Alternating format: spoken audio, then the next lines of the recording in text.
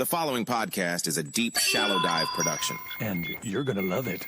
Okay, let's go.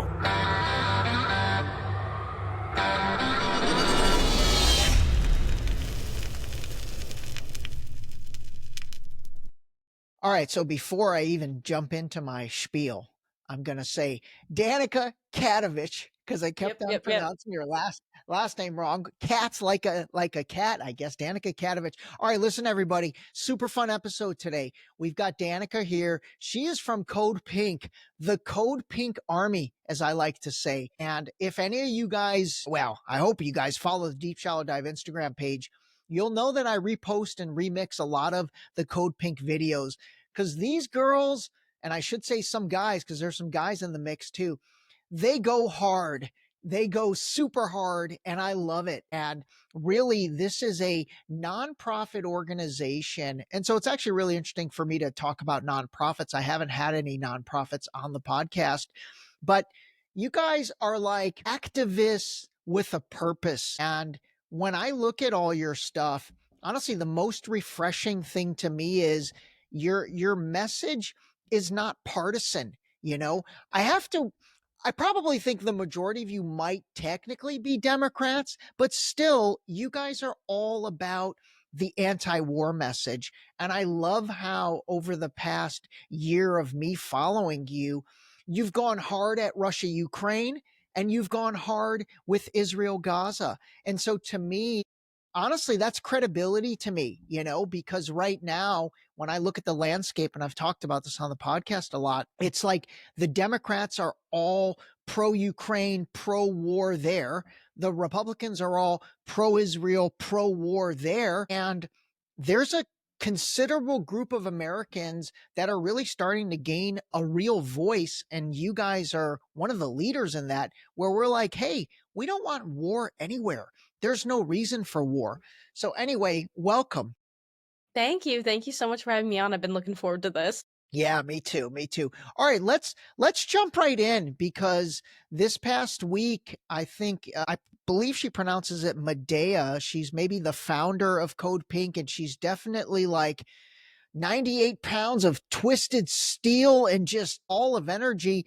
You know, she does an amazing job of confronting these politicians. And maybe this is part of your Washington, D.C. chapter, and I'll have you explain the chapters a little. But man, she went at Israeli, I don't know if he's the foreign minister or what he is, but Itamar Ben-Gvir, who is a incredibly right-wing, I mean, I find that guy to be a complete lunatic, but she went at him. And tell us about that. Yeah, I think he visited 3 or 4 cities in the United States, and he was met with protests in New York and other places, but he was walking the halls of Congress, which I think is sort of crazy. But yeah, the CODEPINK and other activists ran into him in the halls of Congress and basically said, you know, you don't belong in the people's house. What you're doing and like what you stand for is completely racist. And you know, a poll came out last week. It's like 70% of Democratic voters, and I don't know the poll about Republican voters, but I do know the polls generally for Americans. We generally don't support arming Israel and generally do support a ceasefire. So having the national security minister that has been so flagrantly pro-genocide in Gaza was sort of mind-boggling. And Medea did confront him. She's Jewish, and she said, I think, you know, you're destroying my religion with your hate. Yeah. And she delivered a very powerful message, just non-faltering to his face, and he got angry. I saw that. He got really angry. And you know what? I've said this before, and I want to say it again. You know, she's Jewish, and so she's got skin in this game. And I say this all the time. I'm not Jewish. I'm not Palestinian. I don't have skin in that game. I have skin in the game from a humanitarian perspective. But to me, it's even more credible and hits even harder when folks like her, who are Jewish, and they are speaking up, which I'm assuming can't be easy in her in her community or in parts of the Jewish community for her. But the fact that she speaks up for it, adds an extra layer of credibility. But yeah, he got really hostile. Let me ask you this. When they go into Congress and the buildings, are they met with security at all? Like, are they able to kind of, it never gets violent, but it gets verbally violent. And most of the time it's them being more verbally violent to you guys. But is there ever any like actual security that comes into the mix? Yeah, it's funny. I have a few funny stories from when sometimes I go to DC, and I've been Nice. in Congress with Medea a couple times and got to participate in the bird dogging of these politicians. But we do, you do go through like metal detectors and stuff when you enter, Yeah. and then there's Capitol Police everywhere. And what's funny is Medea and I were in line to go into a hearing with, this was during the Biden administration, Secretary Austin, the defense secretary at the time. We were going to challenge him on Gaza. And before the hearing even started, we got kicked out by Capitol Police, which Wow. it's a public hearing in the people's house. There's absolutely no reason to be kicking constituents out of Congress who obviously, like, we don't have any weapons. We don't have intention to harm anyone. And all we are doing is raising the popular opinion in the United States, and we are removed by Capitol Police. But an interesting thing is, like, sometimes Medea will be walking around Congress, and some of the Capitol Police people are like, "Hey, Medea, how are you?" That's funny. I mean, listen, she's such a lovely person. And again, it's hilarious. I mean, I'm just judging from the videos. She's probably 5'1", maybe 98 pounds. Very, very petite lady. And she's, I guess, maybe in her 60s, but she's a beast, an absolute beast. And she just does not back down. None of you guys do, which is amazing to me. It seems like right now, obviously the Republicans, you guys really bird dog. I love that word. You bird dog them and you confront them on the Israel Gaza stuff. But I've also seen a lot of amazing takes where you're bird dogging and confronting the Democrats, on some on the Israel Gaza stuff, but some on the Ukraine Palestine stuff. I actually discovered you in the video that you posted about Cory Booker when he did his, 25-hour marathon speech where in 3 minutes you said more than he said in 25 hours, So Thank you. tell me, I really did like that guy, and I want your opinion on that. What do they call that? They call that, oh gosh, filibustering. So he filibustered for 25 hours and he didn't even say anything. He did not make one mention of Gaza. He did not make one mention of what's going on there. And so to me, that's the stuff America needs to wake up to. But give me your thoughts on that. Yeah, I think maybe in definition it's a filibuster, but I think usually the filibuster is used to block a vote of some Yeah. sort, which he didn't even do. He wasn't even blocking an important vote where Republicans were going to cut Medicaid, for example. He wasn't even doing that for any reason other than to do it, seemingly, which is a big critique of mine. But yeah, he didn't talk about Gaza, and I think that's a large function that Code Pink plays in the political sphere in the US is waking people up to the idea that members of Congress, whose function is to represent the people, are not doing that. A majority of Americans want a ceasefire. It's a huge portion of the American public don't want to send weapons to Israel. So why Democrats like Cory Booker and Tammy Duckworth and votes have come up. It's not like they're just not voting on the issue. They have repeatedly voted on the issue to send weapons to Israel, and they have voted to send more weapons to Israel. And it's Democrats and Republicans alike. Democrats, it's only a handful of them that support blocking weapons to Israel, a very small handful. Wow. Okay. That's interesting. I think a lot of people think that the entire Democratic Party supports that, but that's not the case. Wow, No. interesting, interesting. Okay, okay. How do you guys come up with the list of people that you're gonna bird dog? Like how does is there a divide and conquer, or is it just kind of who you get access to or who is roaming the halls? It's literally whoever we see. anyone we see, we talk to. You could tell if they have like, even if there's so many members of Congress, I think Medea knows all of them at this point, but for me, coming in from out of town, I was like, I'm not going to know all these people. But they have a little pin that you can tell that they're a member of Congress. Anyone we see, it's worth asking the question, because in all of our videos, you'll see us asking just open-ended questions. What do you think about what's happening in Gaza? Do you know children are starving in Gaza? How do you feel about children starving in Gaza? Questions that would be relevant to any member of Congress, right? And all of them have really bad answers. Like today, Medea asked a member of Congress, and I don't know who it was some guy, asked him if he knew that the World Food Program announced they completely ran out of food in Gaza. And he said, I have not heard that.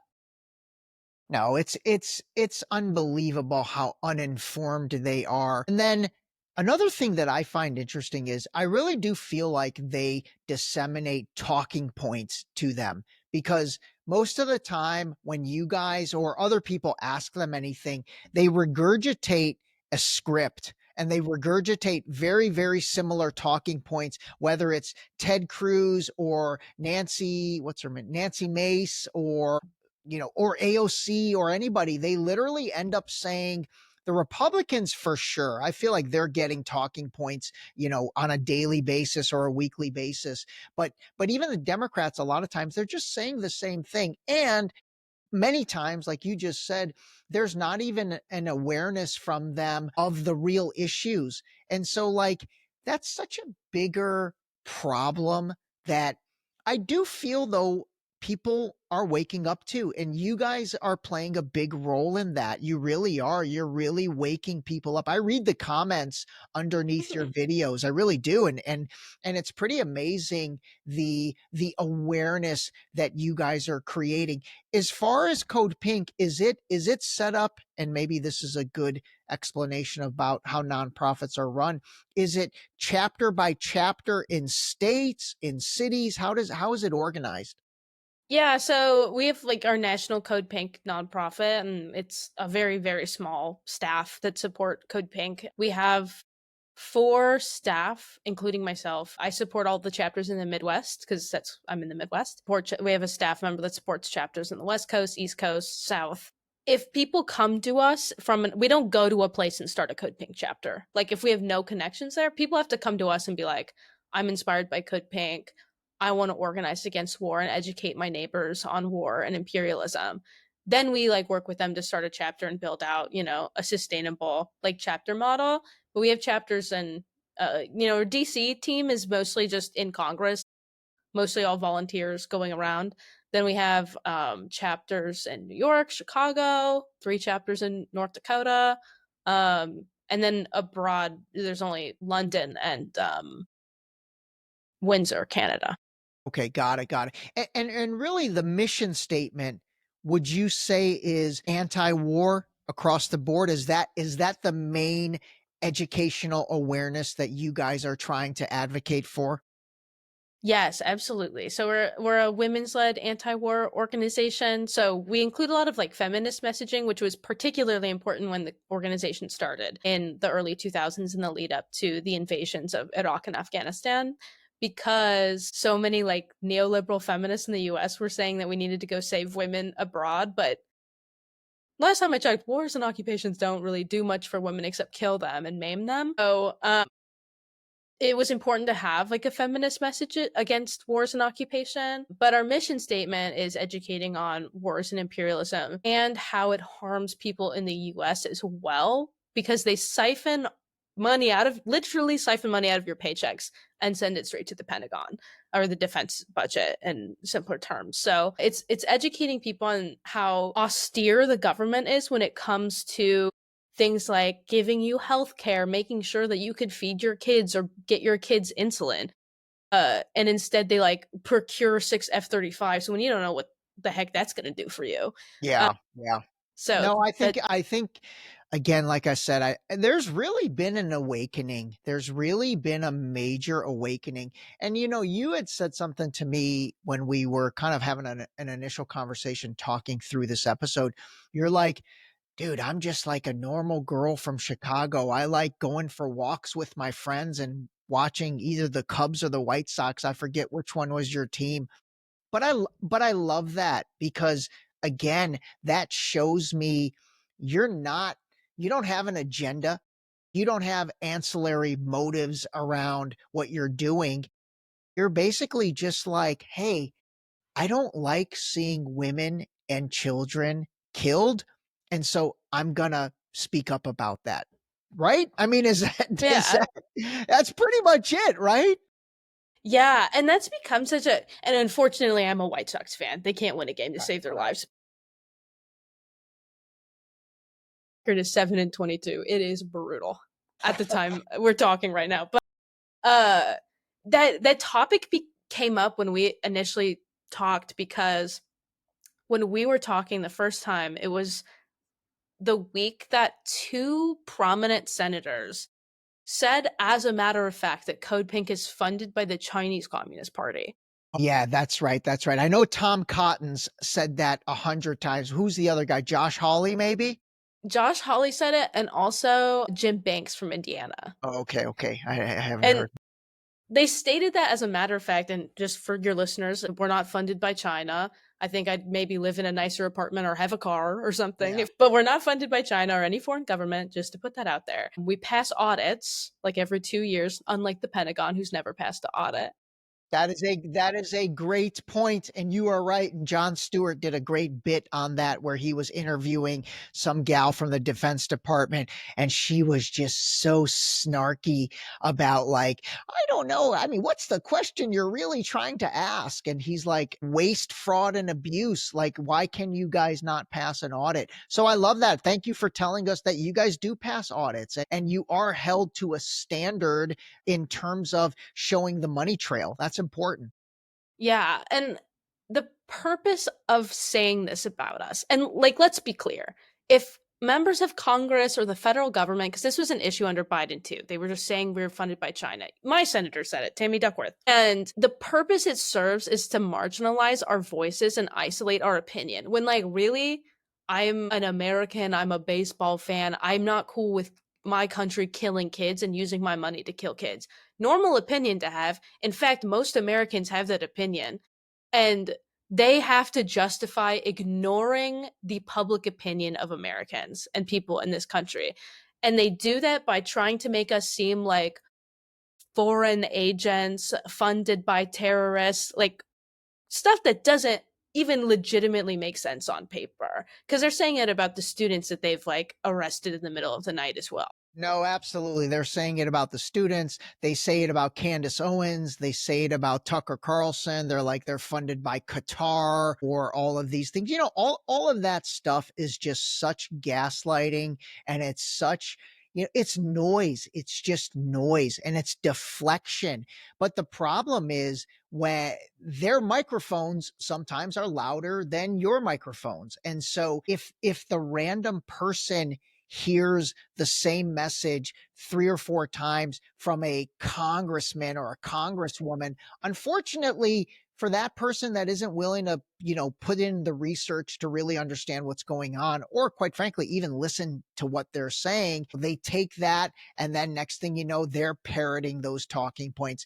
You know, again, luckily, I do think social media has absolutely opened up the floodgates on the positive side, in that it's given everybody a chance to get their message out there, and it's letting the audience decide what they think is the truth. And that's why I read the comments under your posts, because I'm very curious to see how people react to things. And I will say, I mean, it's very easy to spot the bots that are in there, like the ones that are like super negative. And then you click on their profile and it's like 0 posts, 0 followers, 0 following. It's like, dude, I always reply bot much and then let it go. Yeah. And let me ask you this, what right now for you guys, do you have weekly, I guess, weekly conference calls in terms of what you guys are going to focus on that week? Or is it really just kind of, I guess, reacting? No, I would like to think that we're pretty proactive, I hope. And a lot of it, they force us into being reactive sometimes when they say Yeah. we're funded by China, and then I have to make a video being like, no, we're not. But We meet, we talk. I talk with our chapters in the Midwest all the time who organize more locally than on a national scale. Like they're trying to affect their neighbors, and they're doing like the real hard work of changing people's minds, like that they know directly, and educating their communities and having teach-ins, making this stuff accessible and not scary. That's the hard work Yeah. all of our local chapters are doing. And I hope I meet with them enough and talk to them enough, but they're No, that is all hard, brilliant. and making it not scary, and also, honestly, like, empowering people to feel comfortable to speak up. I think that's a big thing right now is getting people at a comfort level, and again, whatever the topic is, whether it's like I end up talking so much about Gaza because that's just so in the forefront of everything right now. Even Ukraine's kind of taken a back seat or a Yeah. 5 rows back now. It's really all about kind of the things going on in Gaza, and then how the Trump administration is reacting. Oh, here's a question: what have you guys seen as the difference between administrations? So, like, what was it like, for the first year and a half with Biden, and then what's it been like now with Trump? Something interesting I think happens, and I've been with Code Pink since right before Biden's inauguration. So I've seen like the tail end of the Trump admin, the first Trump admin, all of Biden, and now this one. People are way more likely to join us in protests under Trump than they are under Biden, because Oh, they okay, that's don't want interesting. to ruffle feathers. And yeah, so people are more willing to like join us on our a lot more of our messaging when it's been the same under both. I can't. Yeah, yeah. I get that, and honestly, I mean, that's kind of what I said. Well, I don't even know if I said it, but again, my bird's eye view, I would say if I took a poll of the Code Pink constituents and then even the fan base, it's going to skew Democrats versus Republicans if they actually put out their voting status. I think it may be more Democrats. So maybe that's why. Maybe Democrats that support you guys felt, I don't know, a little bit torn going after, their administration. You think that might have something to do with what you said earlier? I think it's more of the general public than like people who are openly like affiliated with Code Pink, Oh, okay. because I think a lot of our folks are like nonpartisan, like like people in our chapters and people on staff or whatever. It just I think generally in movement spaces, people are way more willing to protest under Trump. Like you have these. Have you heard of the 50-51 protests happening? I'm assuming in regards to Canada. No, it's actually it's these it allegedly there's no organization like underlining it, but it's 50-51. They had a big protest on like I think April 9th or something, and they're having monthly protests, and they're like largely like liberals going to them, and like they have slogans like hands off NATO, which is funky. So it's they're in the streets for the first time in like 4 years. I didn't see Wow. them at any Palestine rally that we had, and also they don't really include Gaza in their messaging. It's kind of a Okay. case by case basis, though. So yeah, I think people are just more willing to protest Trump, like it feels more comfortable or something. Okay. Um, yeah, it's been interesting though, and I want to see more about what you brought up, that members of Congress regurgitating lies about movement people like Code Pink or whoever it is, because they're lying about everyone. It holds some sort of weight, right? And we were really freaked out that week that I talked to you when Tom Cotton said it, and in a hearing, like in Yeah, he official said it in a hearings. yeah, yeah, he said it in an official hearing, which was like, I mean, again, for someone like me that pays attention, he completely showed me what a idiot he is. But again, for the person that doesn't pay attention, who's like, "Oh my God, Tom Cotton just said Code Pink is funded by China. Wow, they must be." But go ahead. Yeah, and we were really freaked out that week because we got into a situation at the RNC with Representative Van Orden, and he said something about Code Pink. I forgot what he said. He said Code Pink supports Hamas or something, and we got death threats to our official like phone number. So we were kind of freaked out when Tom Cotton said that we were funded by China. We didn't know what the official reaction would be, and we didn't want people to believe it, right? Because it was a lie. But they're really shooting themselves in the foot, I think, in their propaganda war, because literally this morning, the Trump administration press secretary, I don't know, the blonde lady, I don't know her name. Yeah, Carolyn Levitt. And there was a question about how Amazon announced they're going to show the prices with the tariffs on their website, how the tariffs like affect the pricing of goods that they sell on their site. And she said it was a political act by Amazon, and that Amazon is actually working with a Chinese propaganda arm. So CodePink and Amazon are allegedly both Chinese agents, but I think they got it. They're just throwing it out at everyone that I think it's like weakening the impact it's having a little bit. They're showing themselves to be quite ridiculous. No, totally. Okay, what else? Is there anyone in Congress that supports you guys? Like, does Bernie Sanders, support Medea? Like, is there anybody that's like an advocate for you guys? I don't think there's any member of Congress who would put their neck out and say all the stuff about China is complete nonsense. Yeah. Because either they don't like our opinion on Gaza, or the ones that have a good opinion on Gaza sometimes don't have a good opinion on Ukraine. And they take big problem with our stance on Ukraine, which, for the record, is the exact same stance we have with Gaza. No weapons. Yeah. We're an anti-war organization.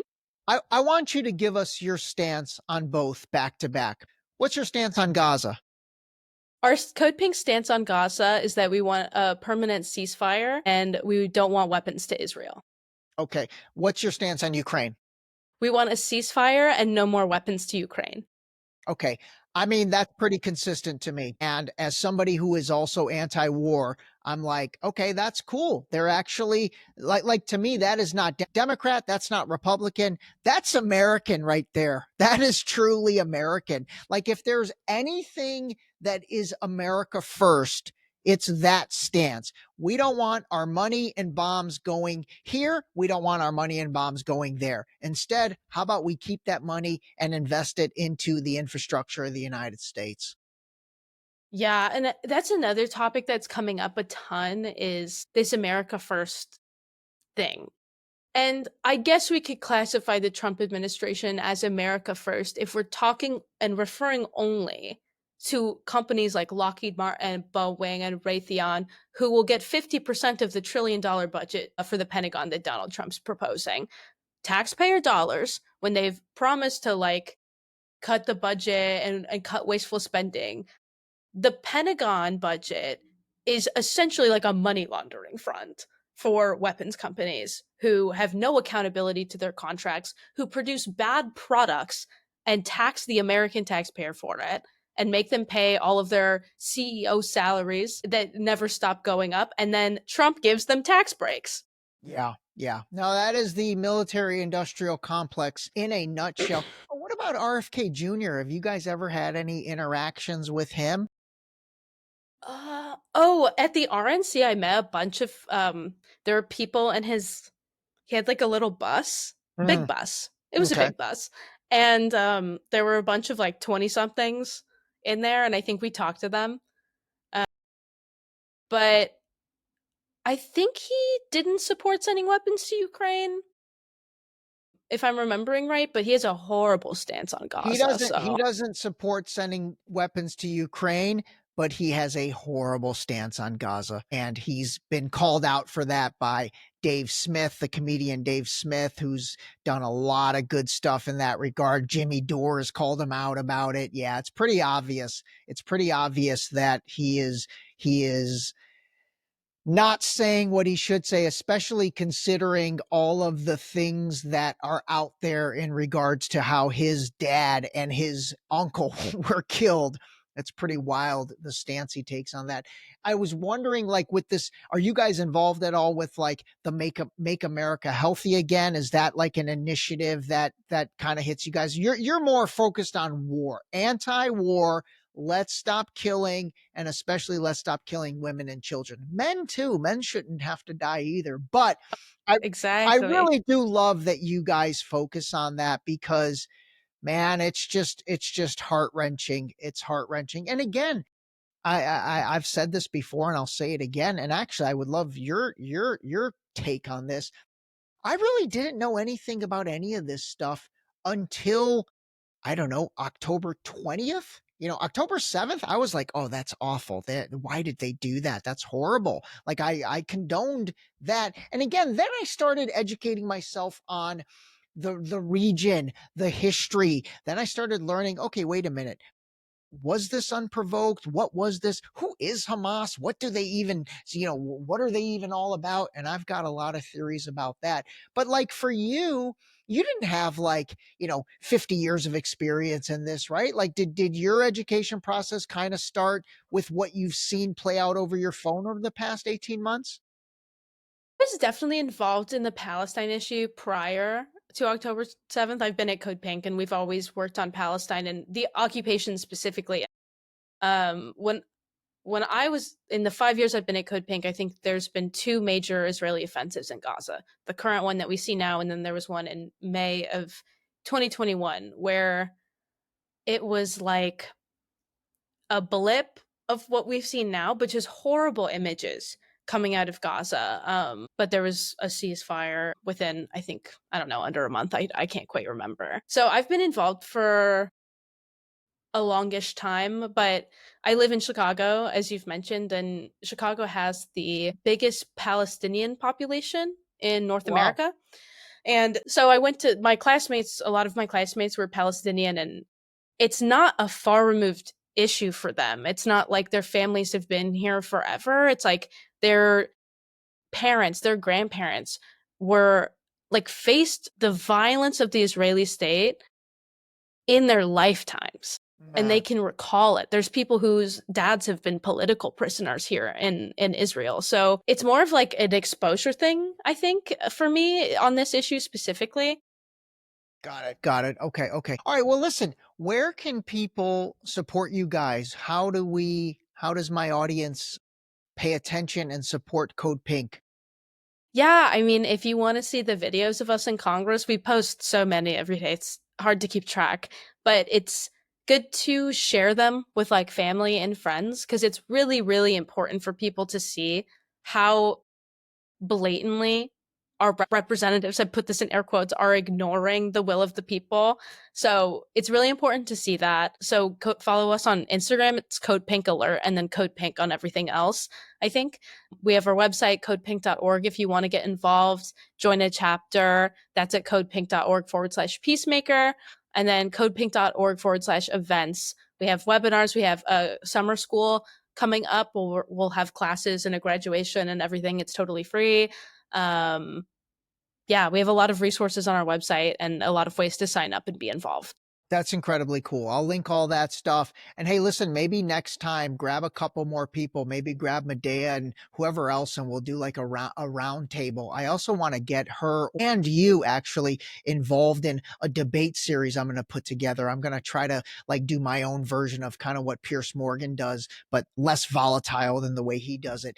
But I do think that bringing people together that might have differing viewpoints, but are willing to engage in an intellectual and respectful conversation to hear the other side and discuss the other side. I think that's a benefit because I do think people want the truth. I really do. I think we're getting to a very critical point where people are waking up and they want the truth and they just want to know, what's the real deal with all this stuff. And again, I really do commend you guys. I think you are, I love the non-partisan view, and you're one of the only entities that I've seen that quite frankly are consistent in their position. And that is no war in Ukraine, no war in Gaza. Like, I love that. Everybody else is like one or the other. And to me, when you're one or the other, it doesn't make sense. Even someone like Mehdi Hassan, where I love his advocate work for Gaza, but then he's just a huge like he's pro-Ukraine to the gills. And like, that doesn't make sense to me. I'm like, I don't get that. I don't understand how you're so wrong on one topic and you're so right on the other. So anyway, I applaud you guys for being right on both. Thank you so much. And thank you so much for having me. I'm sure Medea would love to come on as well. We'll set that up for sure. All right, hang on the line. All right, everybody. Hope you guys enjoyed this. You learned a little bit. I'll put all the Code Pink information. And seriously, if you're on Instagram, I will link their Instagram profile. These videos, not only are they entertaining, because they are entertaining, but I will tell you, more importantly, it is incredible how professional and respectful you guys are, and how unprofessional and disrespectful people in Congress who have been elected to be our representatives, how they are in return to you. It's pretty disgusting. All right, hang on the line. Call a spade like Code Pink does. All right, everybody. This episode was brought to you by the new book Deep Shallow Dive Into You, available now on Amazon and Barnes & Noble in hardcover and paperback. Don't forget to sign up for our new mailing list on our website at deepshallowdive.com.